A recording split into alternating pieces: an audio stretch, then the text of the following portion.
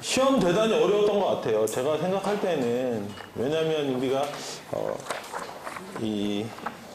잠깐 이 기출 분석 이렇게 하신 거 들으셨어요?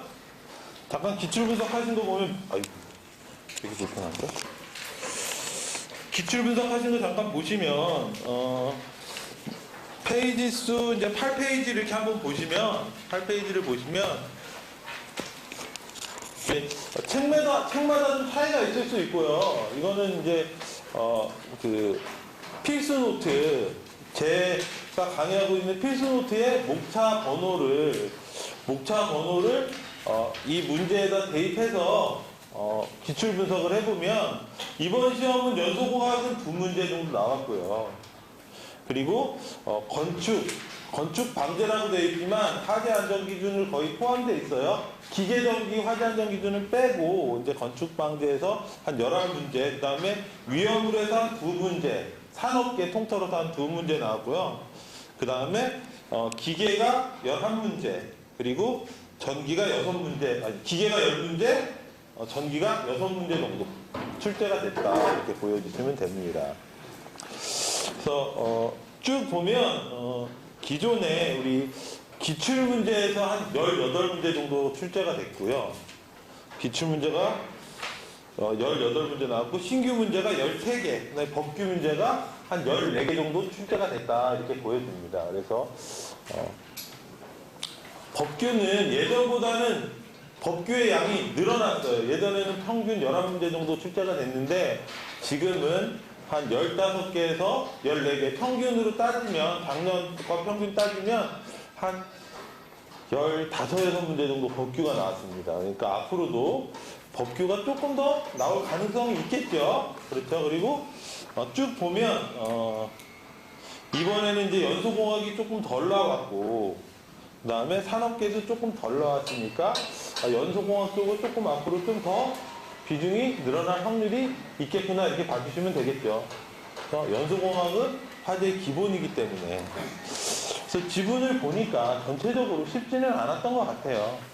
왜냐하면 이 신규 문제가 워낙 아예 모르는 단어들이 이제 헬스의 법칙이나 알면 쉽게 쓸 수 있는데 들어보지 못한 건 아예 쓸 수가 없기 때문에. 그래서 1, 2, 3교시는 하셨기 때문에 1, 2교시는 다른 분들이 해주셨으니까 3교시 이렇게 보시면, 같이 보시면 3교시 문제 보시면 3교시 1번 문제가 수계수화 설비에 대하여 다음 사항을 설명하시오.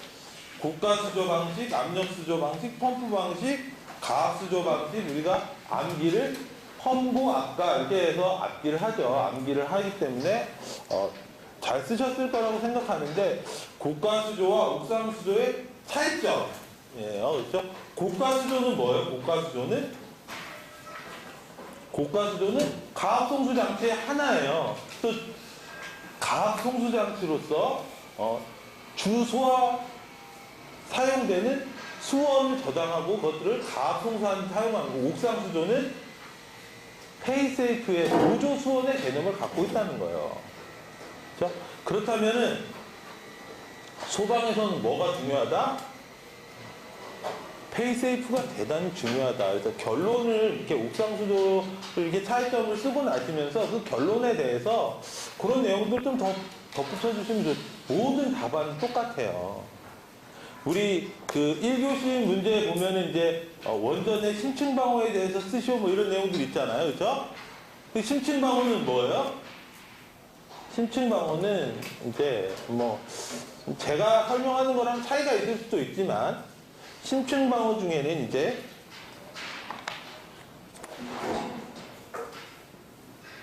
다중 방어. 다중 방어가 아니고. 이거 뭐야 이거?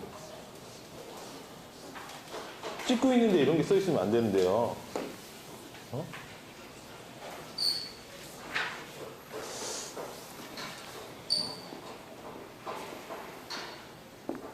심층 방어의 핵심은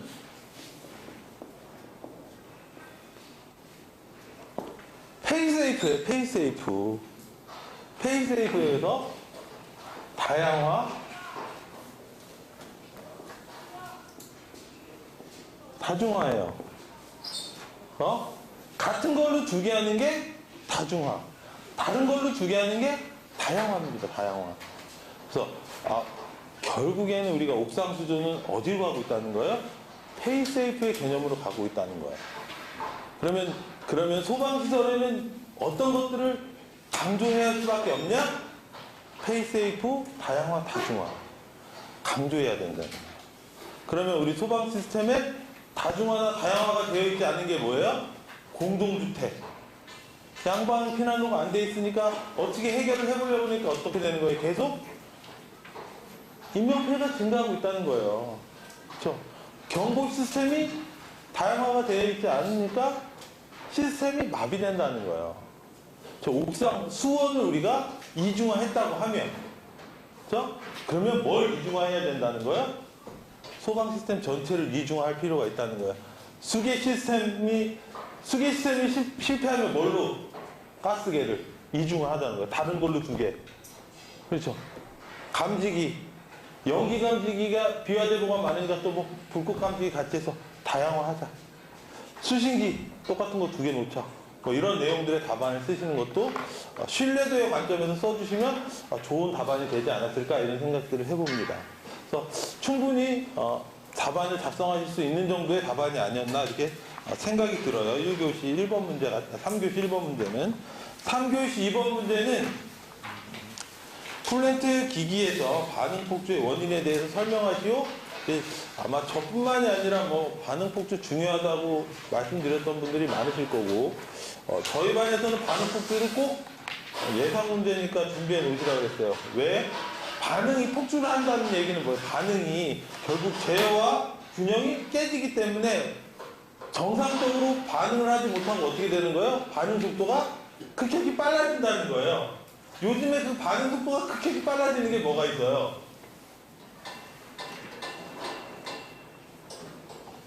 리튬이온 배터리 열폭주 결국 반응 폭주란 말이에요.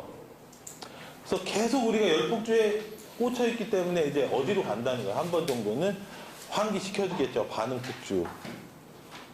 그래서 이렇게 쓰시면서 이 반응 폭주를 쭉 쓰시고서 뭐 이렇게 리튬이온 배터리가 이렇게 제어와 균형이 깨져서 어떻게 되는 거예요? 온도 상승이 급격하게 일어나는 것도 반응 폭주란 말이에요. 근데 이제 플랜트 기기는 아니니까 플랜트 기기의 이 반응 폭주를 설명해 주셨으면 좋았겠죠. 그래서 이거는 뭐 기본 문제고 또 예상 문제라고 말씀을 드렸으니까 공부를 하지 않으셨을까? 뭐 윤 원장님 200대에도 들어가 있고, 그렇죠? 저는 이제 뭐 그 200대 말고 그 안에 뭐 중요하다고 빨간색으로 표시해가지고 나눠드렸어요. 제 뭐 특강을 들으셨거나 우리 강의를 들으신 분은 보셨을 거라고 생각을 하니까 어려운 문제는 아니었다고 생각해요. 저도 막 촉촉지도 관계 뭐 이렇게 해서 막 암기를 하고 그랬어요. 반응 폭주에 대해서. 그래서 이렇게 보시면서 이 정도 보시면서 써주셨으면 충분하지 않았을까 이렇게 생각이 듭니다. 3교시 3번 문제는 조금 어렵지 않았나 이렇게 생각이 들어요. 그래서 보시면 건축물 화재 시 다음 화재 단계에서 연기의 발현 특성에 대해 설명하시오 그랬어요. 그래서 화재 초기 플래시오버 최성기예요. 발현 특성이에요. 그러면 발현량은 우리가 뭘로 계산하죠? 발현량을 구하는 공식.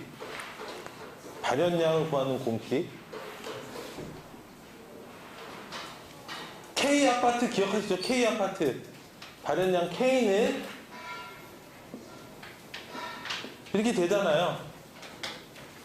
한 번도 보신 적이 없으십니까? 발현량은 K 아파트예요. 힌클리의 공식에서 발현량 K는 어떻게 계산하죠? 힌클리 공식 K에서 발현량은 0.188 TY의 2분의 상승. Y는 뭐예요? 청결층의 높이. T는 화원의 둘레예요. 그래서 소형, 중형, 대형. 소형 4m, 6m, 11m. 화원의 둘레를 이렇게 하고 있어요. 그래서 우리가 화재 시뮬레이션을 하면 요걸 해요. 가로 세로 1m 이렇게. 그래서 이렇게 불을 질러가지고 우리가 뭐 시뮬레이션 연습할 때 요거 이렇게 가로 세로 높이 1m로 화원해가지고 여러분 갖고 계신 이 노트북으로 화재 시뮬레이션을 돌리면 노트북이 타버려요. 그만큼 데이터를 많이 먹습니다. 뭐 이렇게 돼요. 그러면 자 A와 B는 상수예요. 이 조건이 주어진 거 온도의 변화가 온도가 변화하게 되면 발연량은 어떻게 되더라? 수식을 보면 K 아파트니까 온도가 증가하면 연기 발연량은 K 아파트는 이해가 안 되시나요? 온도가 상승하면 발연량은 적어지더라는 거예요. 왜? 화재 초기에는 수증기라든지 또 분해 물질에 의해서 가식성 연기, 입자가 큰 연기의 양이 많은데 온도가 증가하면 화학 반응이 활발해지면서 비가식성 연기의 농도가 작아지더라. 그래서 연기의 양은 줄어드는데 화재 초기보다 우리가 성장기, 플래시오브로 가면 화재 초기보다 화원의 둘레가 커져져. 화원이 크지니까 화원의 크기가 커지면서 발연량은 어떻게 되더라? 증가하더라는 거예요. 발연량은 증가하더라. 발연량은 증가하더라. 그리고 화재가 플래시오버에는 최성기에 가게 되면 어떻게 되냐면 연료지배형 화재에서 환기지배형 화재가 되면서 산소의 양이 줄어들면서 화원의 둘레가 커지면서 발연량은 커지고 그렇죠? 환기지배형 화재에서 연료지배형 화재에서 환기지배형 화재로 가면서 불완전 연소에 의해서 연기의 양은 많아지고 일산화탄소의 양이 훨씬 더 증가하더라. 그래서 유독성 가스가 훨씬 더 많아지더라. 뭐 이런 내용들을 쭉 써주셨으면 좋지 않았을까 이런 생각을 해봅니다. 그래서 화재공학 원론에 있는 내용들을 조금 정리해서 답안을 조금 만들어 봤습니다. 이런 문제에서 관광계수를 입어도 되나요? 안 된다는 건 아니지만 결국엔 발연량이 증가하면 어떻게 관광객수는 줄어드니까 그건 어떤 하나의 결론을 조금 도출해내는데 도움이 되겠죠. 우리가 피난에 대한 어떤 좀 보조 설명 정도 되겠죠. 질문의 내용은 발연 특성이니까 그 발연 특성을 쓰고 결국은 발연량이 많다는 건 가시거리는 어떻게 된다는 거요? 줄어든다는 거겠죠. 그렇죠? 그래서 상관관계가 그렇더라. 그래서 그렇게 한번 풀어봤습니다. 그리고 4번은 이제 연료전지에 대해서 다음 사항을 설명하시오. 그래서 연료전지의 구성과 전기 발생 원리와 종류 및 특성에 대해서 쓰시오. 해서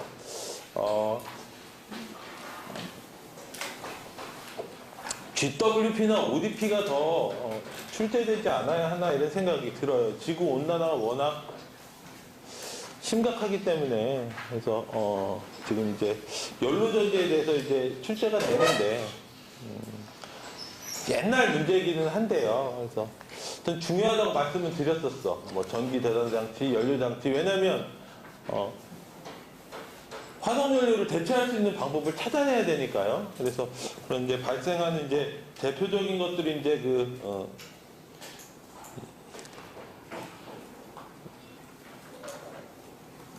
연료전지에서 이제 연료전지의 발생 원리하고 구성이 어떻게 되어 있는지 간략하게 설명해 놓고 그다음에 그 연료전지들의 종류에 대해서 뭐 양수나리, 수레바퀴 뭐 이렇게 해서 저도 암기를 했던 것 같아요. 그래서 앞으로는 이쪽보다는 이제 리튬이온 배터리 그 NFPA 855나 또 그 다음에 ODP, GWP 이런 쪽 환경 문제 이런 부분들에 대해서 조금 더 시험에 출제될 확률이 높을 것 같아요. 지금 전 지구적으로 봤을 때, 전 세계에서 볼 때 가장 심각한 건 환경 오염이거든요. 모든 기술들, 공학을 하는 사람들은 그쪽에 포커스를 맞춰야 되지 않나 이렇게 생각이 들어요. 이번 시험에도 저는 뭐 ODP나 GWP가 당연히 나와야 된다고 생각을 했는데 연료전지가 나왔네요. 그래서 뭐 충분히 푸실 수 있던 문제라고 생각해요. 뭐 우리 학원에서 공부하고 있는 모든 책에 이런 내용들은 다 들어가 있으니까요. 뭐 좀 환경 관련한 문제들은 다 중요한 문제라고 보시면 돼요. 그 다음에 3-5번 문제 제일 어려운 것 같아요. 이거는 3교시에서는 이제 NFPA 2001에 있는 이제 시간 지연 장치하고 차단 스위치 쓰라고 하는데 사실 뭐 저도 못 썼을 거예요. 저도 뭐 쓰기가 어려웠을 것 같아요. 그래서 NFPA 2001에 이제 9.7에 뭐 시간 지연 장치가 9.7.1에 뭐 피난 전에 전원 대피가 가능할 정도의 피난 전 경보 및 시간 지원을 뭐 제공해야 합니다. 뭐 이런 NFPA 이제 9.7과 9.8에 내는 내용인데 시험이 또 나오진 않겠죠. NFPA 2001 난 다 공부해야 되겠다. 그러면 NFPA 0번부터 8000번까지 다 보셔야 되는데 NFPA 13이 우리 화재 안전 기준 정도의 양이에요. NFPA가 0번부터 뭐 이제 뭐 이렇게 있어요. 근데 이 중에 13이 수계거든요. 수계가 우리 화재 안전 기준 정도의 양이에요. 그러니까 이거를 다 공부하시면 하실 수도 없고 할 수도 없다. 그렇죠? NFPA 72 정도 이렇게 보실 수 있으면 보시면 좋고 NFPA 2001 중에 뭐 9.7, 9.8 쓰세요? 못 써요. 쓸 수가 없습니다. 그렇죠? 그러면 우리가 보면서 이렇게 시간 지연 장치하고 차단 스위치니까 정 쓸 게 없다 그러면 시간 지연은 왜 시간을 지연해야 돼요? 불이 났는데 약재가 방출하는 걸 늦춰달라는 말이에요. 왜 늦춰야 되겠어요? 인명피해가 날 가능성이 있으니까 그럼 어떻게 왜 해야 되는가를 생각하셔서 좀 쓰시는 정도의 방법밖에 없더라. 그래서 한국 거 이렇게 쓰시면서 이렇게 조금 이렇게 아름답게 포장하시는 방법이 좋지 않나. 근데 될 수 있으면 아는 걸 쓰시는 게 좋다. 이런 건 사실은 버리라고 내는 거예요. 버리라고 내는 거예요, 이거. 점수 안 줘도 할 말이 없는 거예요. 이렇게 제가 뒤에 원어를 이제 구글 번역기를 돌다 보니까 뭐 좀 그런데 이렇게 원어로 쓰시면 돼. 그러면 만점 주겠죠. 그죠? 못 씁니다. 이게 양을 어떻게 외워서 써요? 이런 거는 버리라고 주는 문제니까 그렇게 아셔야 돼요. 버리는 문제는 과감히 버리시는 거예요. 3교시 6번 문제는 소방기술자 교육을 받으셨나요? 소방기술자 교육 받으시면 이 내용이 있어요. 이 내용이 쭉 나와 있습니다. 그래서 소방기술자 자료 이렇게 좀 보셔야 됩니다라고 아마 윤재용 원장님도 얘기를 하셨고 저도 작년에 이제 그 책자를 이렇게 나눠드리고 했는데 그 내용들 한번 읽어보시면 충분히 보행거리 30m 한 개 이상씩 설치하는 이유 이렇게 나와 있고 일본에서는 어떻게 하고 있다. 그리고 이제 복도나 계단 정각에서 이렇게 왜 이제 배치하는 방법, 그다음에 광전식 분리형 감지기 설치 기준 이런 부분들. 감지기는 중요하죠. 감지기. 그래서 감지기가 이렇게 나오면 이런 아까 말씀드렸던 페이세이프, 감지의 이중화. 그래서 감지기를 이렇게 요즘에 많이 연구하고 있는 건 어떤 걸 연구하고 있냐면 복합형 감지기 이런 거 연구를 많이 하고 있어요. 복합형 감지기. 그래서 열과 연기를 이렇게 해서 비화적으로 줄이는 방향으로 만들려고 하고 있고 또 물류창고 같은 경우에는 불꽃 감지기하고 그 다음에 이제 차동식 스포트형 그 AB 교차유로 방식을 두 개 다 적용함으로써 페이세이프 하고 있어요. 불꽃 감지기가 안 돼도 우리 그 차동식 스포트형 감지기로 확인할 수 있도록 감시 시스템의 이중화, 소화 시스템의 이중화. 왜냐면 고가의 장비들이 들어가면서 그런 이중화 쪽으로 계속 준비하고 있습니다. 그래서 그런 부분들을 조금 이렇게 확인하시면서 답안을 쓰셨으면 좋겠는데 다음 시험은 어쨌든 이번 시험에 예상 문제를 드렸던 것들 중에 안 나왔던 것을 계속 준비를 하셔야 되겠죠. 기출 분석을 하면 1등이 뭐예요? 1등이 제가 아까 말씀드렸죠? 성능설계라고 말씀드렸죠? 초고층 성능설계. 소방기술사가 간 현장이 거기란 말이에요. 그래서 초고층 성능설계, 넘버 2가 방화구역, 넘버 3 전기화재예요. 그러면 전기 화재가 넘버 3인데 안 그래도 EL 리튬이온 배터리, LIB, 리튬이온 배터리나 이런 쪽은 핵심이라고 말씀드렸죠. 그러니까 그런 쪽에 공부하시면서 법 바뀐 거 같이 보시면서 공부하시면 될 것 같아요. 그래서 제일 중요한 게 제가 복귀하는 게 제일 중요하다고 말씀드렸죠. 아까 시험 끝나시면 내가 대략 어떻게 썼는지 구성 이렇게 써두시고 이런 부분들은 이렇게 써서 요거는 한 6점이다 뭐 5.3점이다 6.6점이다 이렇게 복귀해 놓으시고 나중에 시험 봤을 때 이렇게 비교해 보면 내가 6.6점이라고 썼는데 아이고 얘는 5.3점밖에 안 주네. 그럼 이 정도의 퀄리티는 5.3점이구나. 자기의 실력을 딱 알게 되는 거예요. 그래서 시험 보면 그 갭이 적어지면 어느 정도 더 준비해야 될지 아시죠? 그냥 주먹구구식으로 공부해가지고는 기술사가 안 돼요. 될 수가 없어요. 기사는 괜찮아. 그냥 책 사다가 관론도 달달달달 보고 시험 보러 가시면 합격하잖아요. 기사는. 기술사는 절대 이렇게 안 돼요. 허리가 끊어져 나가고 막 이런단 말이에요. 앰뷸런스 실려가고 그래요. 스터디 안 하시죠? 저랑 같이 스터디 했던 분들 중에 앰뷸런스에 한 분은 실려가시고 저는 이 귀에 물이 차 중이염이 걸려가지고 병원에 가가지고 원래 약 먹고 이러면 이게 없어지잖아요. 약 먹고 조금 이렇게 운동하고 그러면 중이염이 없어지는데 그럴 시간이 없잖아요. 그래서 구멍 뚫어 물 빼고 공부해야 되니까 이게 물 차 있으면 집중이 안 되잖아요. 물 빼고 허리 아파가지고 가서 시술하고 저도 그랬어요. 그러니까 계획을 세우셔야 돼. 다 계획을 세우시고 그 계획 갔을 때 시험에 떨어지시더라도 뭐가 남아요? 실력이 남아요. 그래야 그 다음 시험을 보는 거예요. 내년으로 딱 계획을 세시는 분들은 올해는 공부 안 해. 이거 100%야. 난 내년에 합격할 거야. 언제 공부해? 내년부터 시작해. 올해 공부한다고 생각하세요. 나 올해 합격할 거야 라고 생각하세요. 나는 합격하려면 멀었는데 절대 그렇지 않아요.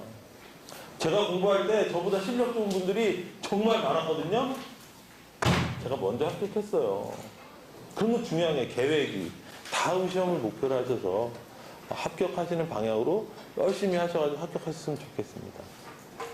하여튼